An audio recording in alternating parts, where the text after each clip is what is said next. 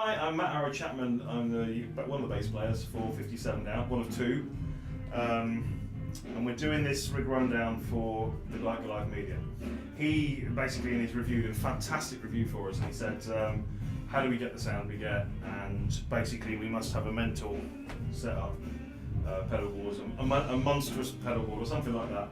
And said he'd like us to do a rig rundown. So this is for you. So, what got you into bass playing in the first place? My first inspiration for bass was Steve Harris from Iron Maiden.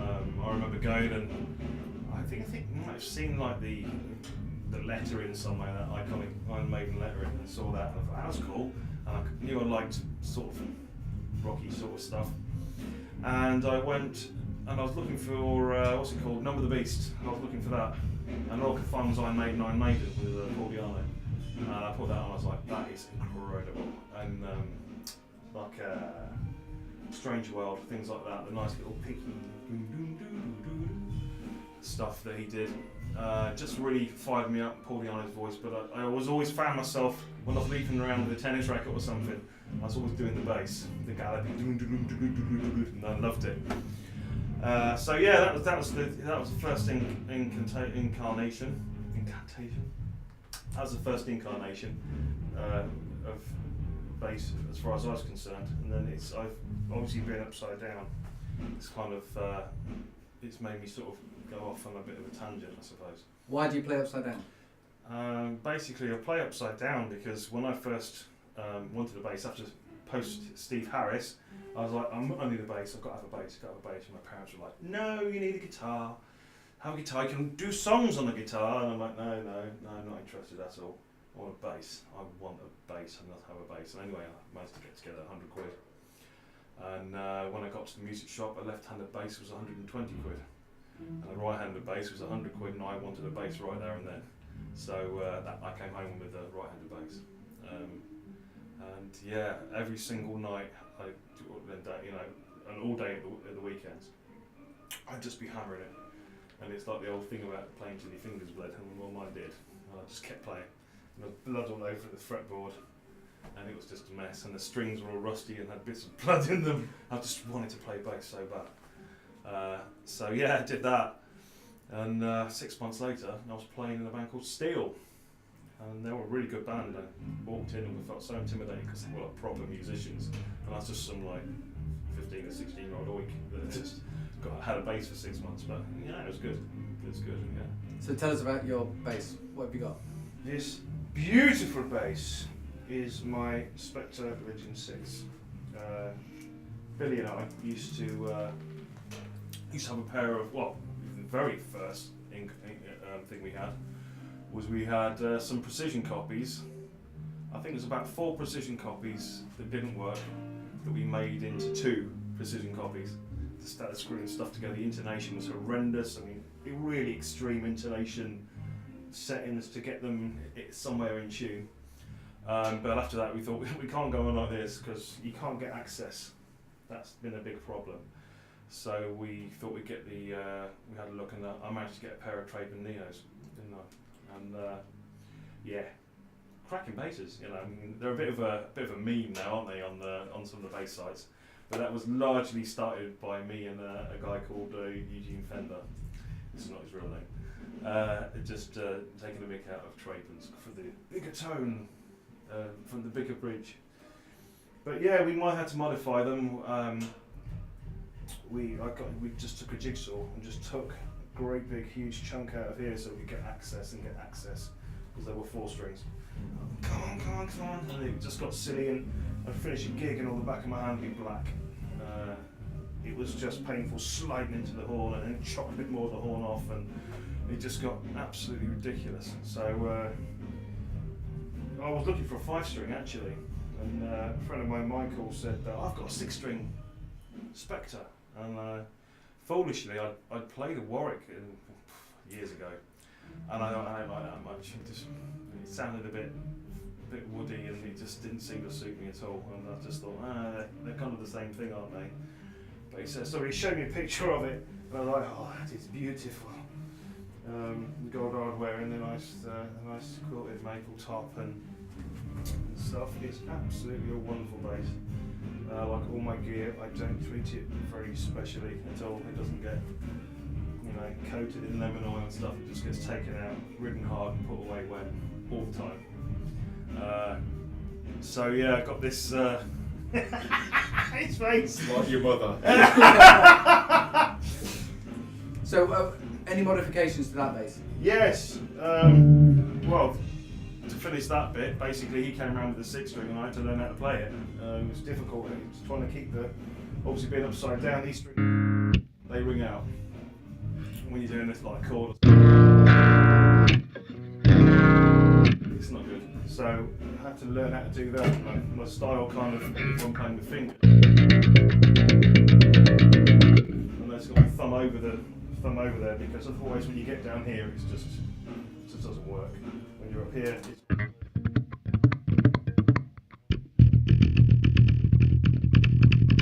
it's just too much of a stretch, so I have to adjust my style and everything, and of course the neck, as you can see, is as wide as my hand, and I've got fairly big hands. It's a proper chunk of wood.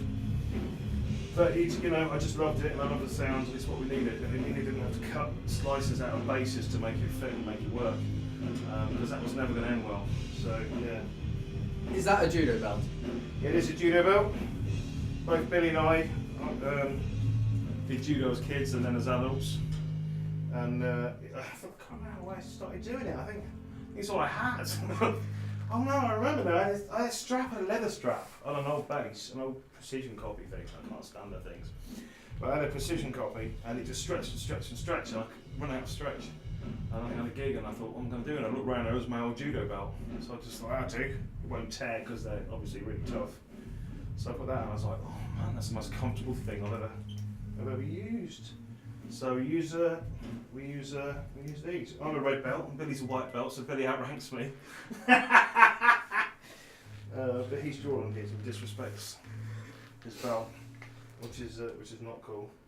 But yeah, so yeah, that's why we have a judo belt. Yeah. Tell us about your setup. Well, modifications on the bass, right? Yeah. Tell us about your modifications on your bass. On this, we've had to do a few modifications. Obviously, this is the back pickup volume. This is the front pickup volume. Because of what we're doing really in 57 down, you know, Billy will take over the bass part and I'll do a lead and vice versa. So I need to be able to switch between these quickly, and I can't do that from a rhythm to a solo. It's, you know, I'm just not clever enough.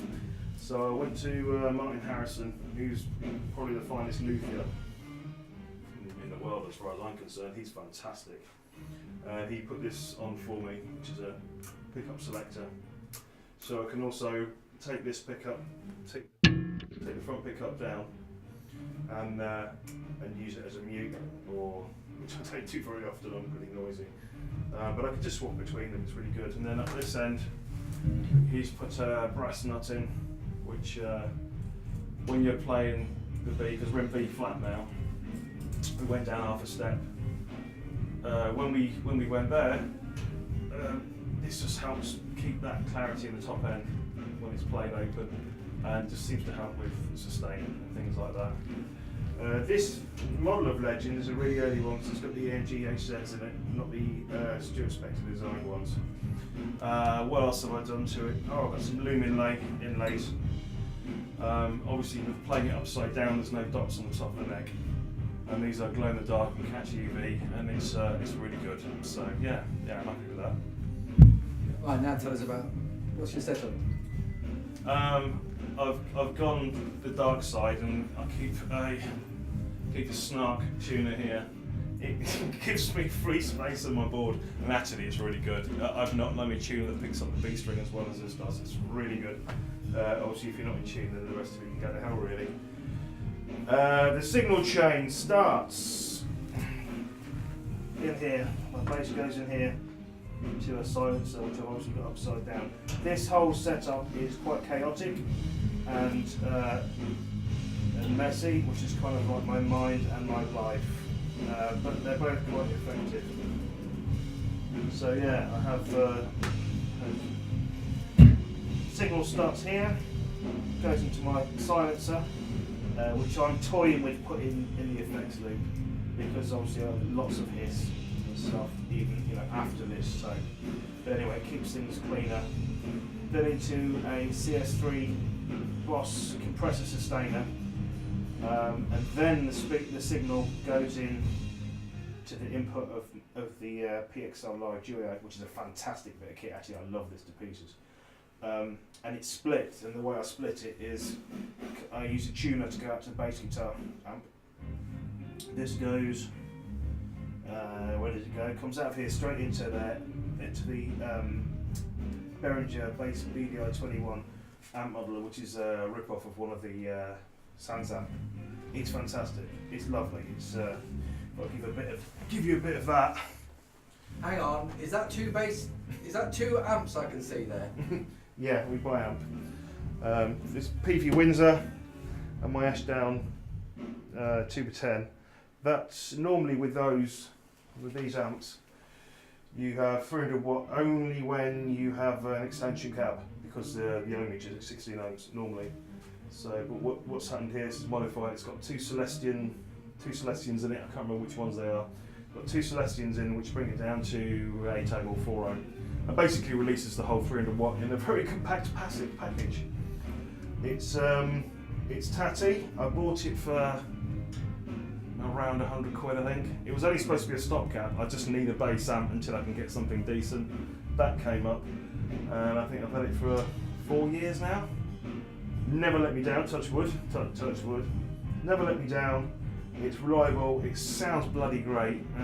But unfortunately, what I'm doing is I'm going from that bass BDI 21 straight into the effects return. Cutting out on the front end. Got a pig. My pig somewhere. So yeah, I've got it's going to the effects return, and it's just basically amplifying that BDI 21. It's got a very kind of ampeggy kind of sound to it normally. We are very detuned, which of course changes things. But yeah.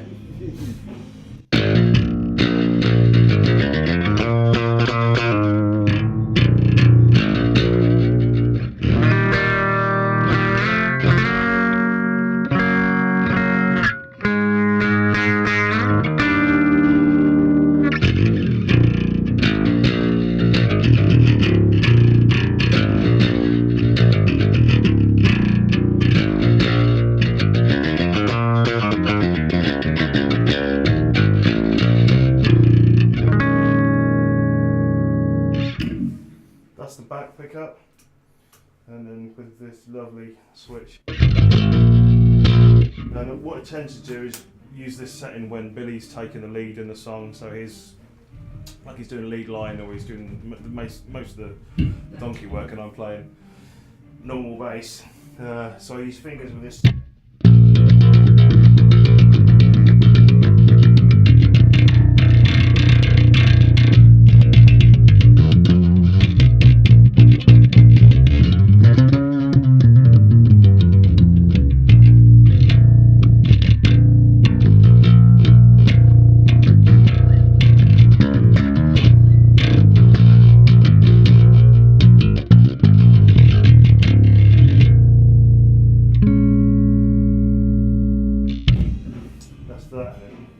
It's incredibly powerful sound in the room, and then of course blended with the PV Windsor.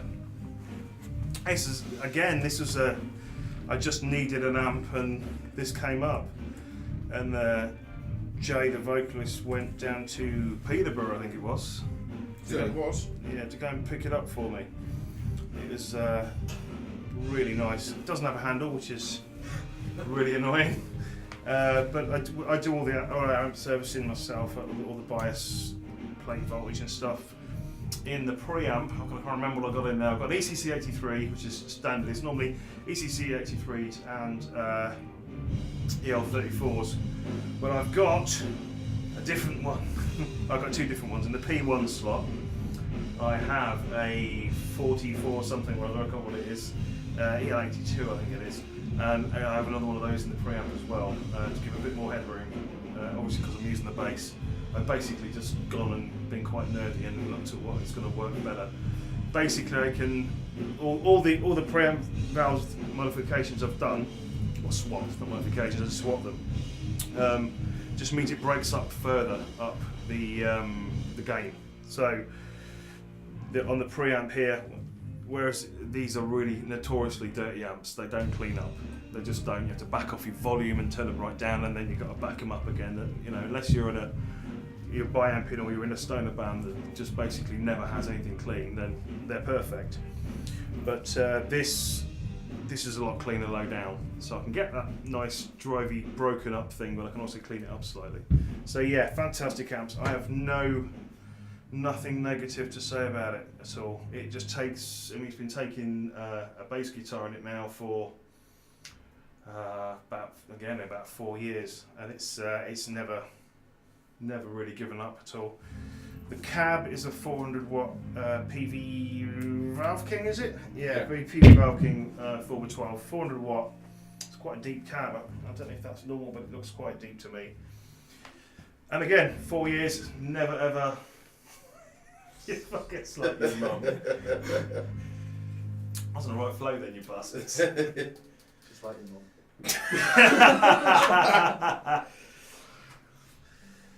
So this cab is a PD Valve King 4x10. It's 400 watts. It's again, it's been taking bass guitar for 4 years, and it's never, touch wood, never given up ever.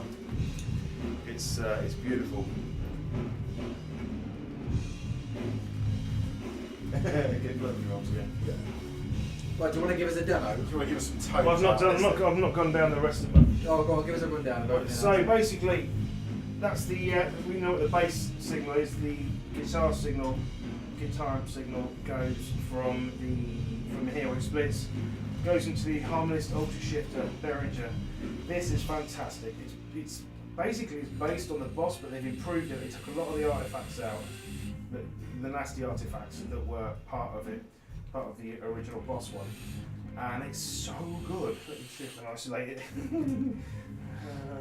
Hadouken!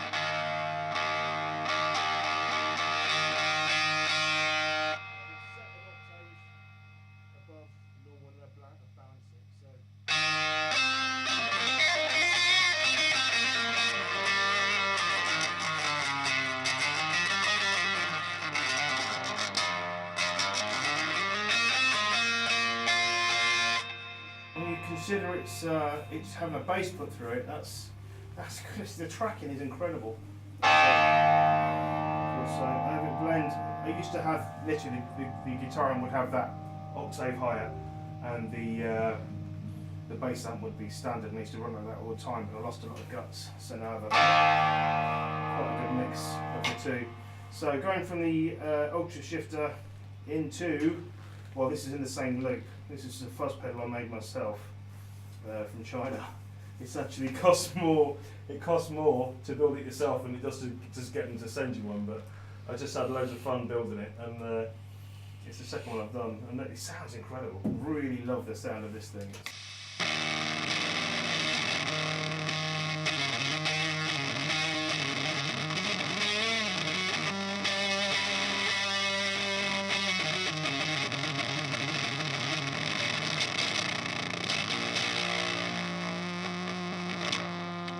Absolute filth, and I bloody love it. Next up we've got the Blackstar HT Dual. It's quite old now, these, but God, they're good. They're really good, really versatile. They do have a speaker out, so basically it's got its own squeaky emulator in there. It's not the best, but in a pinch it would do fantastic. It's a 2-channel, and you can also go completely crunch. The bass amp isn't locked in at the moment. The bass amp's out the loop. If I put that in, it only really makes sense when they're working together.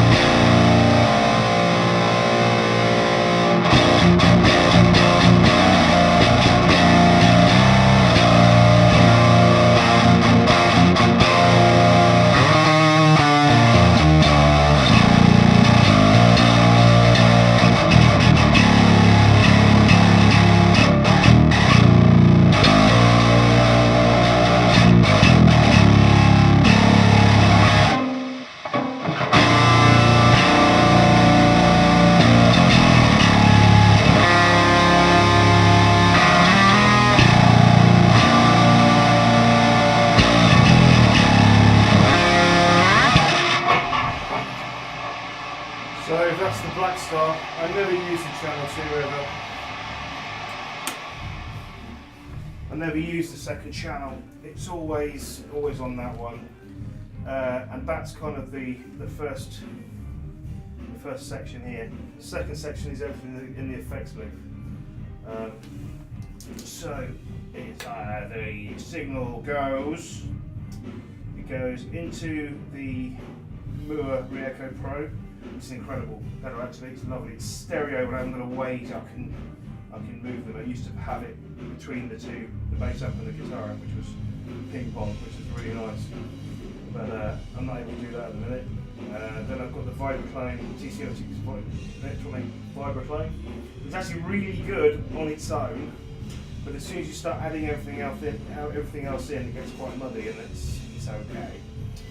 The tuner power, I'm not using it as a tuner, I'm using it basically, I have a 12 volt DC coming out of this the power supply into that, which converts it to 9 volts and runs this. That's all I use that for. And last but not least, the HD boost, which is Sign Effect HD boost. It's a handmade pedal in Scotland, I believe. It's a fantastic boost pedal, really good. The range on it is fantastic. You've got inside, you've got a dip switch to change the shape of the mid. Really nice. So if I give you some of that, have a eat.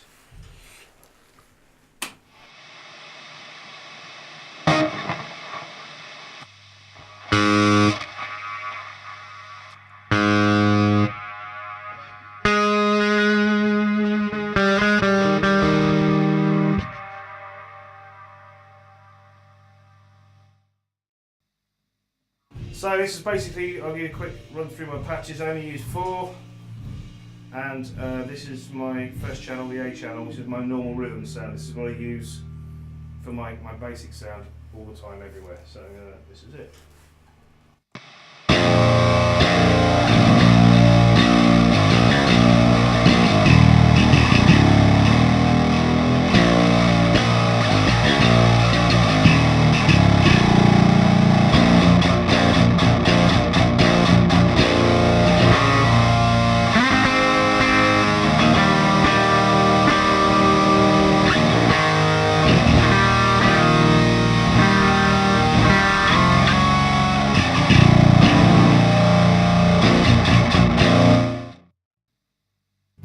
So then we've got my lead sound, which is basically the Blackstar, the Ultra shifter, the compressor.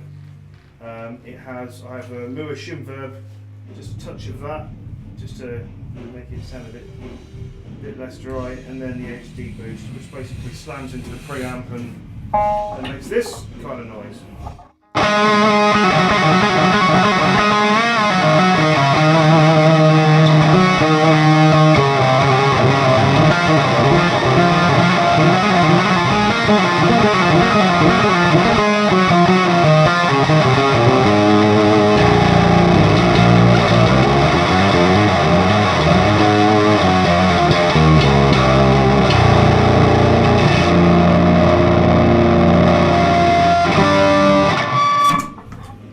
my lead sound.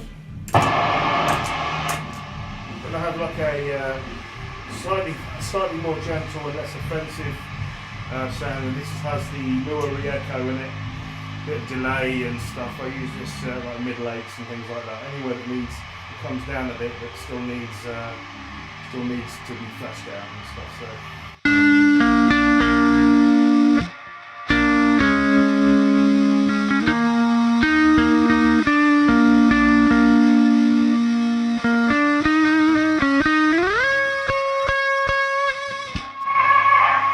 Subtle, but it's nice. I use that also underneath one of Billy's solos, just to kind of, obviously because just dropping one bass guitar, you're losing a massive chunk of sound, so at the bottom end, so that helps to just keep noise happening.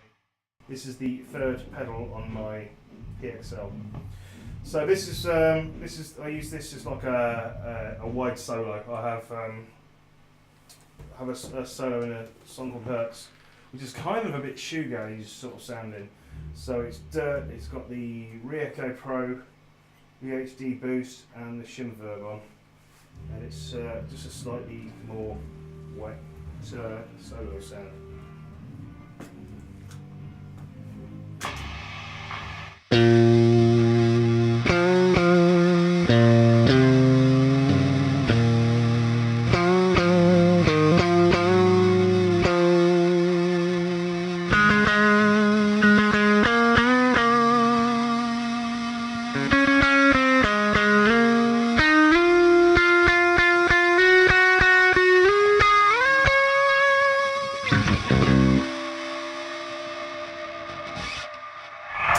That one, and then I've got my clean version of that, which I use for middle eights to sort of, and also use it under a solo that Billy does.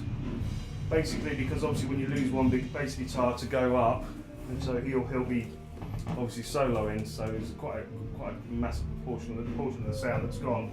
So I have like my bass amps on, but also stuff sort of clattering around and trying to widen it all out and fill it all out a bit, which is this.